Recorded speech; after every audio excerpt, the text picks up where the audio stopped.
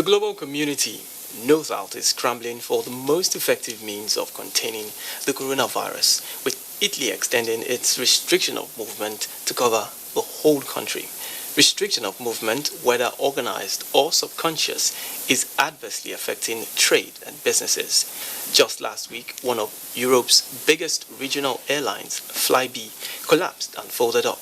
Although with its own challenges but further pressurized by the outbreak of COVID-19, India has restricted drug exports while stocks and non-oil prices continue to plunge into all-time low. To cut the long story short, the International Monetary Fund, IMF, has admitted that global growth will be weaker than 2019, with all the indications showing dim of hope. How can Nigeria weather the storm? This is our focus on Panorama from the Lagos Network Center. I am Dotun Okunyemi. Thank you for joining us.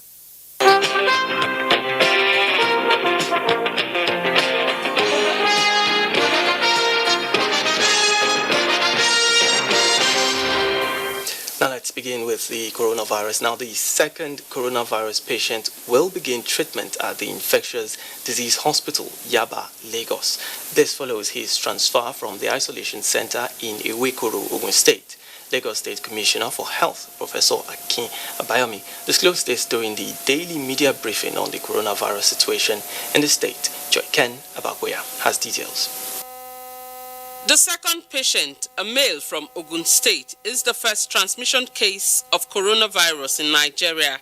He is among the 40 persons who had close contact with the index case and has been in isolation for more than 10 days. Now the good news is that we had the individual under surveillance. So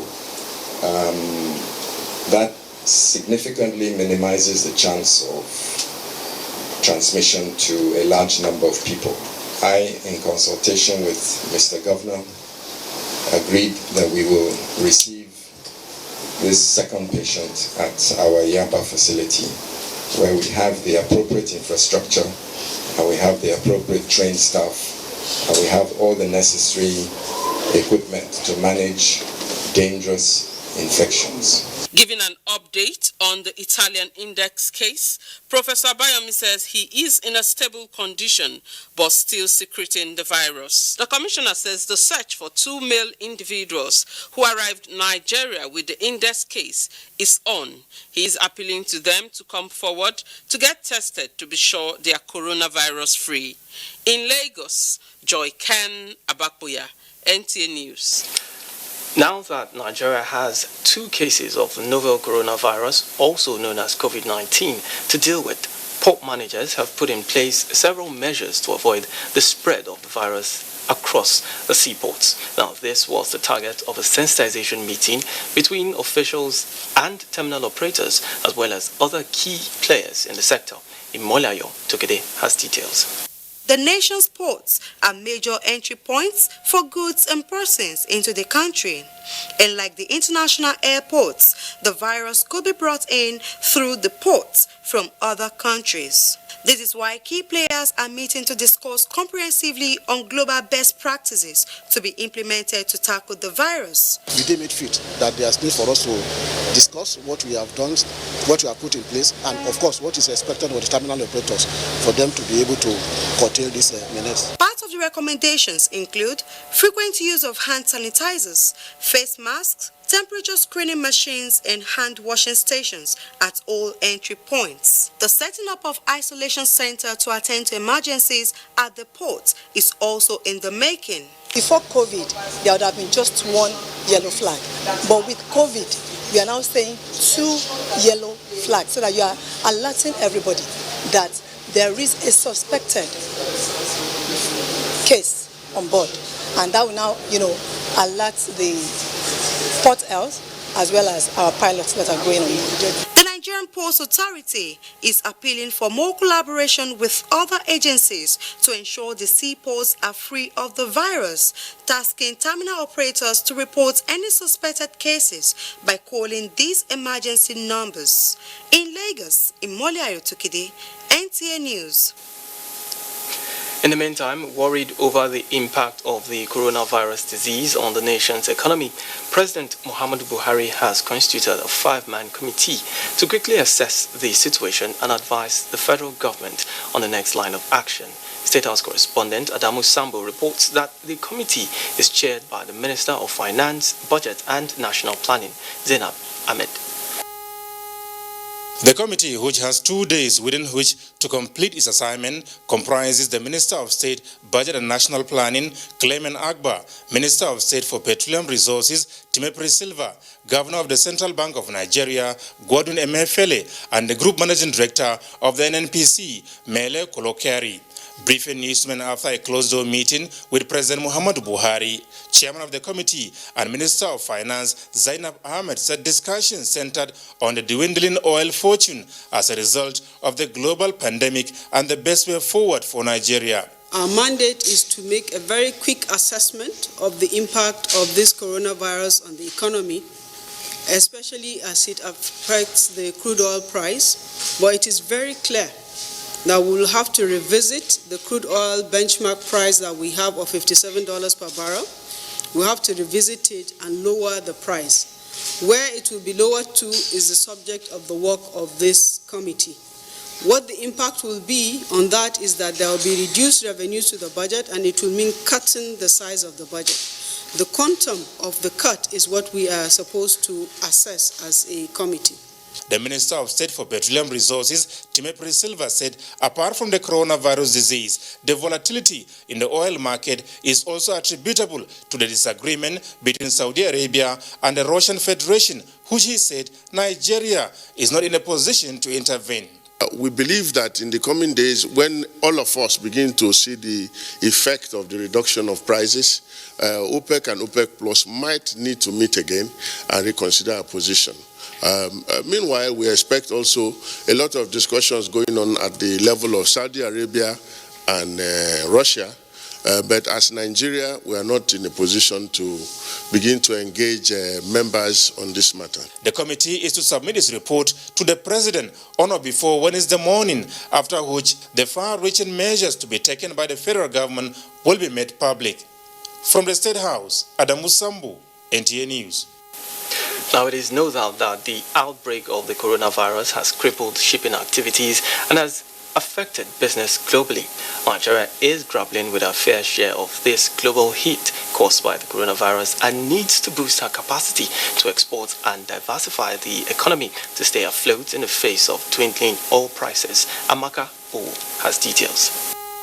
The latest impact of the coronavirus on the global economy is felt in the drop in crude oil price from $50 per barrel to $30 per barrel. This is because China is crucial to the world economy. Factories closed down to minimize the rate of infection of the disease in China. So the demand for crude actually dropped because China is the largest importer of crude today in the world. So with Chinese decline in crude consumption, the price, there's oversupply of crude in the market, and the price had to crash. Oil prices are the mainstay of Nigeria's economy. What should the nation be doing to sustain her economy? If we should address the issue of insecurity, address the issue of power supply, take our subsidy, we would have created an economy that is more robust to deal with the crisis that have been emanated as a result of the coronavirus infection globally. By the time they close importation and exportation become the order of the day, we will end up buying from Nigeria company. And by the time we have the content here in Nigeria, Nigeria will now become a business hub of Africa again. Experts advise that efforts to contain the virus be sustained to further save global economy from plunging into recession. In Lagos, Amaka O, NTA News.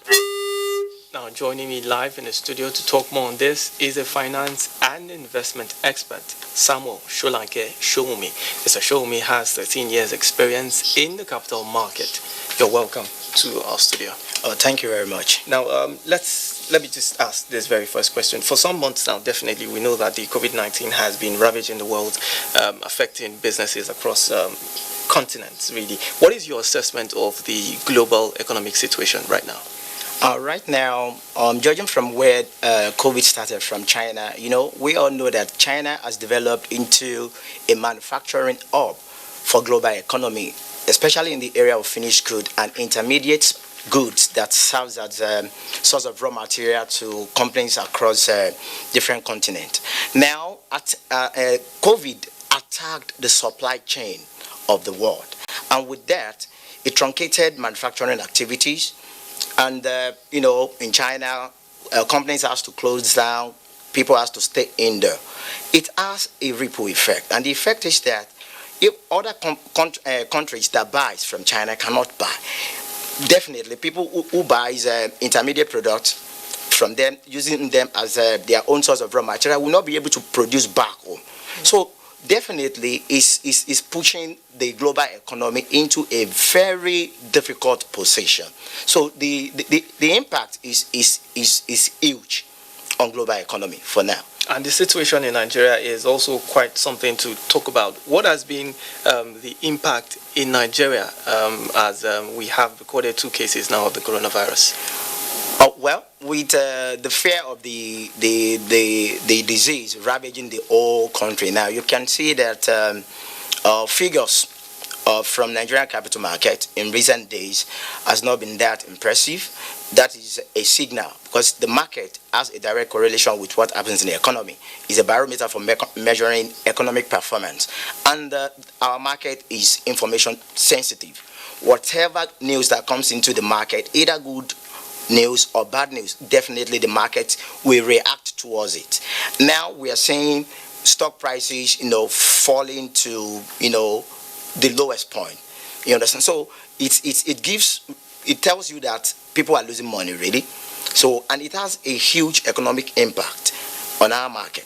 But be that as it may, volatility that comes with the advent of the disease is also something that the market survives on. It's the beauty of the market. Volatility itself is the beauty of the market. So it is highly impactful on our market. It is highly impactful on the economy at large. Last week I was talking to some experts from the hospitality industry. Currently some 5-star hotels are experiencing reservation cancellation, and that speaks volume. It's going to reduce their earning capacity. It's going to truncate their projection. But in all, for us to be able to assess the real impact, by the time companies start churning out their first quarter results, then we'll be able to measure in totality what has actually happened. Now, we watched that report where the federal government is taking steps to really look at how to address this situation, and knowing that Nigeria largely depends on oil revenue, and with the dwindling raw oil resources right now, what would you say this committee needs to do, and in your own opinion, what should be done? The step taken by the federal government is a right step in the right direction. At this point in time, the problem is global, and every government across the globe are coming out with different measures of containing the virus. It is good that the federal government has set up a 5-man committee.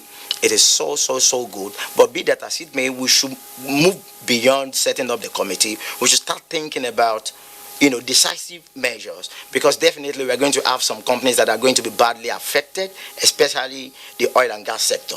They are going to be badly affected, and it would be good if government can start taking in the direction of making a kind of a financial aid available to businesses that are most vulnerable to the advent of coronavirus. All right, Mr. Shon, we will get to talk more about this. We'll take this very quick break. Panorama continues shortly.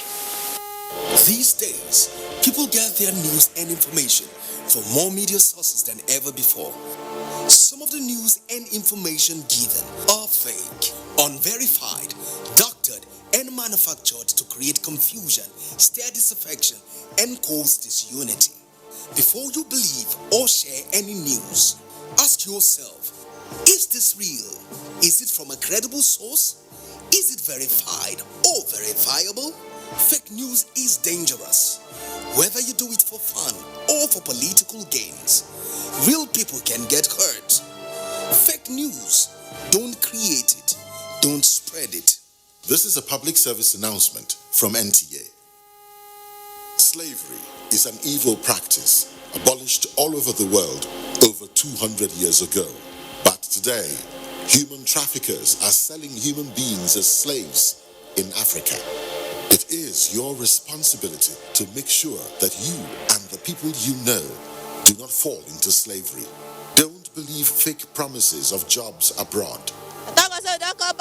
People went to say Libya, Italy no use you when they carry me on top water. 4 days now they lock me for inside house, no food, no water. I nearly die. Now God, when me heaven and earth, now save me. If you get 1 naira for Nigeria, you get junior one, you say you no get papa, you no get mama, now make you come out. I beg go they do farm work. You better pass person when enter road. Don't accept to travel to Europe through the Sahara Desert. You may be walking into slavery. Don't be a slave. This is a public service announcement brought to you by NTA.